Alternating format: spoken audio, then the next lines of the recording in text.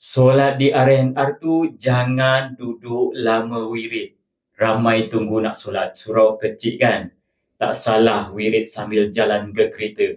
Musim cuti panjang ni RNR memang penuh. Tapi surau pula kecil.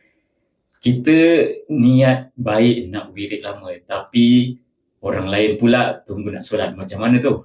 Keluarlah terus wirid di luar surau. Nabi SAW sendiri pun kadang-kadang lepas solat terus bangun sebab ada urusan lain yang penting. Dalam satu hadis sahih, Imam Al-Bukhari pernah lepas salam solat asar, Nabi SAW terus bangun dan masuk rumah.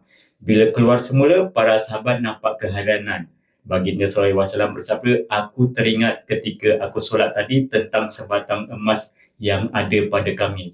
Aku tidak suka bila ia berada pada kami sampai petang atau malam. Maka aku perintahkan untuk dibahagi-bahagikan."